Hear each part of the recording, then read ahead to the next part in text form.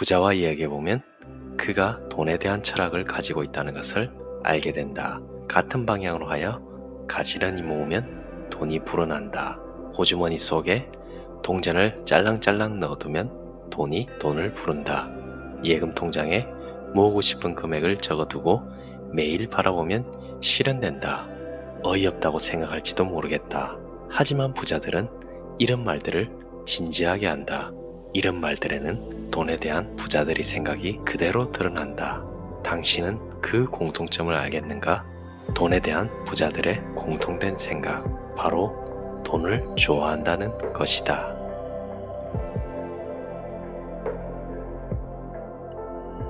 정말 무더운 여름입니다. 구독자님들은 더위를 잘 이겨내시리라 믿습니다. 오늘은 돈 이야기를 해볼까 해요. 살다 보면 정말 필요한 것이 돈이고 돈이 많으면 정말 좋겠다는 생각 누구나 할 것입니다. 하지만 이러한 돈은 바랄수록 점점 더 멀어진다는 것을 느끼게 되죠. 여러분들은 돈에 대해 어떻게 생각하세요? 돈을 많이 모으고 싶지만 정말 쉽지 않죠. 버는 만큼 수채구멍에 물이 빠져나가듯이 줄줄 새는 것 같아요. 저 역시 그렇습니다. 돈에 대한 습성을 알면 돈과 친해지고 돈을 끌어당길 수 있습니다. 오늘은 돈을 모을 수 있는 방법에 대해 이야기합니다. 저서는 비상식적 성공법칙, 저자는 간다 마사노리, 출판사는 생각지도입니다. 영상을 통해 여러분들은 꼭 돈과 친해지셨으면 좋겠습니다. 돈에 대한 죄악감을 없애라. 당신이 창업가로서 돈을 벌고자 한다면 돈에 대한 죄악감을 가져서는 안 된다. 음악가가 좋은 곡을 연주하면서 죄악감을 느낀다면 제대로 연주를 할 수 있겠는가? 목수가 좋은 집을 지으면서 죄악감을 느낀다면 잘 지을 수 있겠는가? 창업가는 돈을 버는 프로이기 때문에 돈에 대한 죄악감을 가지고서는 이익을 낼 수 없다. 그러니 돈에 대한 죄악감을 지금 당장 날려버려야 한다. 방법은 간단하다. 앞에서 이야기했듯이 돈 자체를 좋아하면 된다. 지폐를 보며 그 색깔에 감동하자. 향기를 맡고 질감을 즐기자. 아, 돈이라는 것은 얼마나 거룩한 것인가? 라고 외치며 지폐를 사랑하자. 나는 돈을 아주 좋아한다. 어린 시절부터 돈은 내 친구였다. 우리 집은 장사를 했기 때문에 나는 유치원생일 때부터 가게 매상을 짓게 하는 아버지를 도와드렸다. 은행원처럼 만원짜리 지폐를 세기도 하고 100원짜리 동전을 10개씩 정리해서 피라미드처럼 높이 쌓는 놀이도 하곤 했다. 어린 시절에 이런 경험이 남아서인지 나는 아직도 돈을 볼 때마다 반가워서 어쩔 줄 모른다. 창업하고 돈을 벌기 시작하면서 가장 즐거웠던 일이 무엇인지 아는가? 은행에 가서 ATM 기기에 예금 통장을 넣는 순간이었다.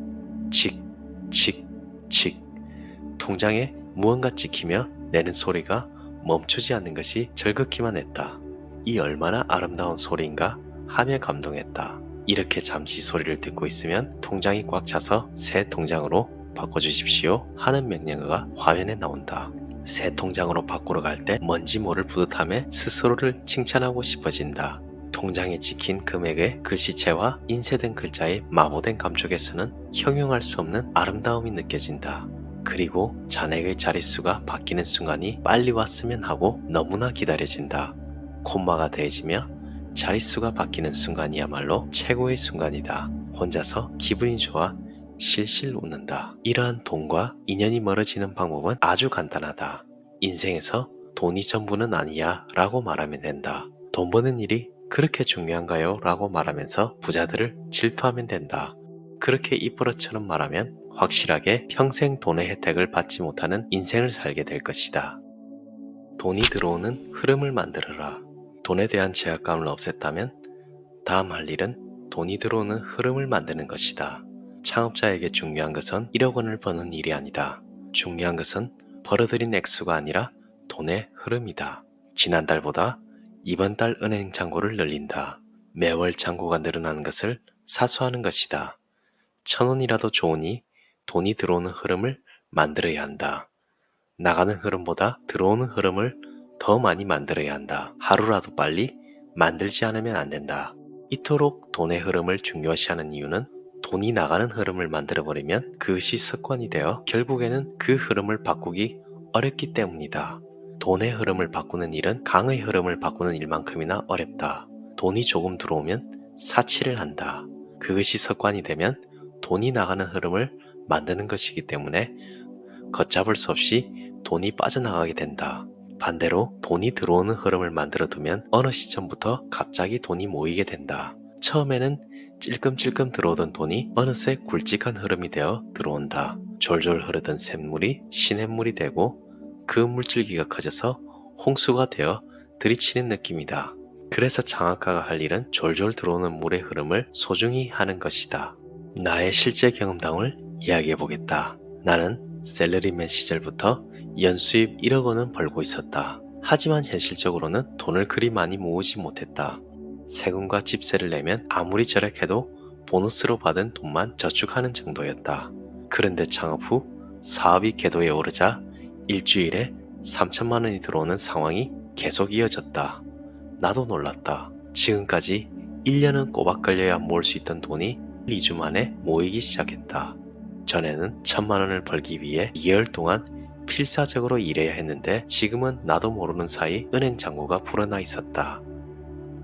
이런 결과로 알게 된 사실이 있다. 가장 어려운 시기는 바로 제로 상태에서 돈을 벌어야 하는 때라는 것이다. 그 다음에는 돈이 기하급수적으로 불어나기 때문에 쉬워진다. 돈이 외로움을 잘 탄다는 말은 사실이다. 마치 돈 자체가 의지가 있는 것처럼 동료들을 모으기 시작한다. 간단한 실험으로도 이런 사실을 증명할 수 있다. 투명한 모금함이 있다고 하자. 여기에 돈을 넣어둔다. 그 안에 잔돈이 들어있지 않을 때는 모금액이 별로 늘어나지 않는다. 하지만 잔돈이 들어가기 시작하면 모금액이 불어나는 속도는 점점 빨라진다. 쉽게 말하면 잔돈이 마중물이 되어 돈이 점점 모이기 시작하는 것이다. 성공한 사람들은 말해주지 않겠지만 중요한 사실을 말해주겠다. 돈은 사람을 가리지 않는다. 능력이나 인격의 좋고 나쁨에 따라 돈이 모이는 것도 아니다. 단지 돈이 돈을 부를 뿐이다. 억만장자라는 이유만으로 신뢰받는 사람이 있는데 이는 매우 위험하다. 돈이 많은 것과 인격은 전혀 일치하지 않기 때문이다. 또한 현재 돈을 가지고 있는 것과 계속 돈을 가질 수 있느냐 하는 것도 별개의 문제다. 돈은 돈이 있는 것으로 모인다. 이것이 돈의 습성이다. 돈에게 미움받지 않는 돈 사용법. 돈은 돈이 있는 곳으로 모인다. 이런 단순한 사실을 전제로 하면 부자가 되는 방법은 쉽고 간단해진다. 반드시 매월 현금이 불어나도록 돈의 흐름을 만들면 된다. 어렵게 말하면 캐시플로우 경영이라고 한다. 이 단어를 들어본 적은 있어도 그 본질을 제대로 알고 있는 사람은 많지 않을 것이다. 일반적으로 캐시플로우 경영에서는 결산서를 근거로 캐시플로우 계산서를 작성한 후 회사의 현재 가치가 얼마인지 계산하는 것을 중요하게 여긴다.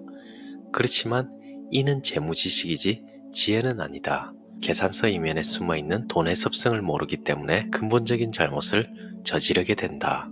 예를 들어 장깨가 많은 경영자는 잠시 흑자를 낸다 싶으면 앞으로도 흑자 내는 상황이 계속될 것이라는 생각하고 돈을 빌려 사옥을 짓는다. 그러면 모처럼 돈이 들어오는 흐름이 생겼는데 나가는 흐름을 만들어버리는 꼴이 된다. 그 결과 자신도 모르는 사이에 돈이 자꾸 빠져나간다. 지금은 사라진 일본 장기 신용은행이 호화스러운 자사 빌딩을 세우고 몇 년 뒤에 문을 닫은 사실을 봐도 알 수 있다. 돈은 곧 에너지다. 돈이 자꾸 나가면 에너지는 떨어진다. 그렇다면 돈을 쓰면 안 되는 것일까? 남은 것만큼 쓰면 된다. 이는 이타미 주조 감독의 마루사의 연이라는 영화를 보면 잘 알 수 있다. 이 영화에서 탈세범이 돈을 모으는 요령을 고백하는 장면이 나온다. 뚝뚝 떨어지는 물 아래에 컵을 놓고 물을 받고 있다고 합시다. 목이 마르다고 아직 절반밖에 채워지지 않은 물을 마셔버린다면 이거야말로 최악이지요. 찰랑찰랑 가득 차기를 기다렸다가 마셔도 안 됩니다. 가득 차서 흘러넘치는 물을 핥으며 참아야 합니다. 이것은 부자의 철학을 응축한 명대사이다. 작은 시냇물을 티스푼으로 한 숟가락 뜨는 정도라면 아무런 영향이 없다. 하지만 양동이로 한가득 퍼낸다면 어떻게 될까? 흐름이 바뀐다. 그 후에는 원래대로 되돌리는 것이 어렵다. 벤츠를 사는 것도 집을 짓는 것도 좋지만 할부금 지불 액수가 돈이 흐르는 추세에 영향을 주지 않을 정도로 억제해야 한다. 란체스터 법칙으로 설명하면 나가는 돈이 수입의 11% 이하라면 크게 문제가 되지 않지만 그 이상이라면 흐름 전체를 바꿔버려 되돌릴 수 없을 정도로 위험하다는 것이다. 사치하지 말라는 이야기가 아니다. 그러나 돈의 흐름을 바꿀 정도로 자제하지 못하고 사치를 하면 돈에게 미움을 받게 된다는 사실을 명심하자. 원하는 만큼 돈을 버는 방법. 지금까지 설명한 것에 대해 사장이야 그렇게 하면 되겠지만 저는 월급쟁이라 매달 받는 급여가 정해져 있으니 해당되지 않는 이야기입니다 라고 말할지 모르겠다. 그러나 돈의 원칙은 지위나 직업을 가리지 않는다. 셀러리맨의 연수입이 오르지 않는 이유는 급여를 받는 것으로 착각하기 때문이다. 급여는 받는 것이 아니라 버는 것이다. 자신의 연수입은 자신이 결정할 수 있다. 내가 이 사실을 깨달았을 때의 이야기를 해보겠다. 나는 미국으로 유학 가서 경영대학원을 다녔다. 입학 당시만 해도 MBA만 따면 취직할 때가 많았고 연봉 1억 원은 확실히 보장된다고 했다. 그러나 졸업한 해에는 거품 경제가 붕괴되어 취직할 곳도 별로 없었다. 결국 겨우 들어간 회사에서 나는 연수입으로 7천만 원을 받았다. 하지만 공무원 출신이라 일을 잘하지 못한다는 평가를 받았고 입사 3개월 만에 정리해고를 당했다. 인생 설계가 물거품이 되는 순간이었고 너무 힘들고 고통스러웠다. 그러던 어느 날 서점에 들렀는데 책꽂이에 꽂혀있는 머피의 성공법칙이란 책이 눈에 띄었다. 나는 그때까지만 해도 성공법칙에 대해 그리 믿음이 가지 않았다.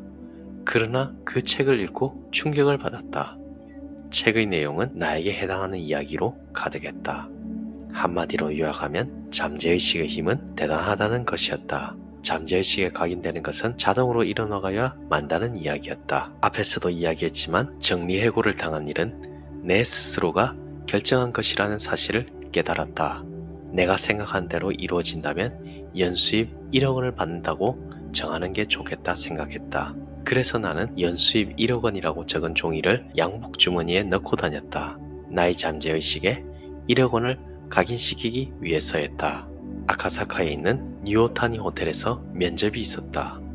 그가 물었다. 연수입은 얼마를 원하십니까? 나는 과감하게 1억 원입니다 라고 대답했다. 그동안 받았던 연수입보다 40% 넘게 높인 금액이었다. 몇 주일이 지나 다시 한번 같은 호텔에서 면접이 있었다. 이때 고용주가 채용 조건을 넣은 봉투를 건네주었다. 이 조건으로 채용하고 싶습니다.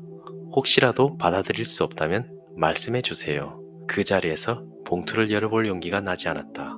그래서 연락하겠다는 말을 전하고 면접장 밖으로 나와서 엘리베이터 문 앞에 서서 버튼을 눌렀다. 그리고 참을 수 없어서 봉투를 뜯었다. 정확히 1억 원이었다. 나는 이 경험을 통해 잠재의식이라는 것이 정말로 존재하며 성공한 사람들은 몇백 년 전부터 이런 활용법을 알고 활용했다는 사실을 깨닫게 되었다.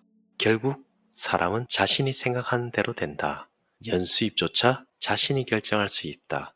대다수의 사람들은 돈이 전부가 아니라고 생각한다. 나도 본심으로는 그렇게 생각한다.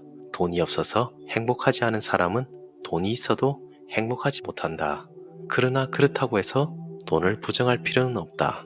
부자가 된 후 알게 된 사실은 결국 돈이 있어서 행복하다고 느끼게 되는 경우는 아주 사소한 일들을 할 때였다는 점이다. 피곤할 때 돈 걱정하지 않고 택시를 타고 가족과 초밥을 사 먹을 때 메뉴 사이에서 가격을 따지지 않고 선택할 수 있는 것. 공부하고 싶을 때 해외로 나가서 공부할 수 있는 것. 싫어하는 녀석에게 머리를 숙이지 않아도 되는 것 같은 행복이다. 그리고 돈이 있으면 자유가 생긴다. 이 자유는 그 무엇으로도 대신하기 어렵다. 자유를 사기 위해 돈이 필수는 아니다. 하지만 분명 편리한 도구다. 그러니 돈을 가지고 있다는 것은 좋은 일 아닌가. 자유로워질 수 있는 엘리베이터가 있다면 그 엘리베이터를 이용하자는 이야기다. 그 엘리베이터를 조작하려면 앞에서 설명한 3가지 원칙을 활용하기만 하면 된다. 당신도 돈을 긍정하는 것부터 시작하기 바란다. 잘 들으셨나요? 우리가 돈을 많이 벌고 싶다는 것은 그만큼 돈이 우리에게 자유를 주기 때문이라고 생각합니다. 돈의 습성을 파악해서 끌어당기려면 이 세 가지만 기억하시면 됩니다. 첫 번째, 돈에 대한 제약감을 갖지 말 것. 두 번째, 돈이 들어오는 흐름을 만들 것. 세 번째, 내 수입은 내가 직접 결정할 것. 영상을 보시면서 여러분이 돈의 습성을 잘 파악해서 많은 돈으로 무한한 자유를 얻으시길 바라요. 돈과 친해지면서 돈이 쌓이면 그 돈이 다른 돈을 또 부를 겁니다. 댓글을 달아주시면 여러분이 부자가 되도록 열심히 응원하겠습니다. 저도 돈을 사랑해서 많이 친해지도록 노력할 겁니다. 감사합니다. 이상 신압으로 책방이었습니다.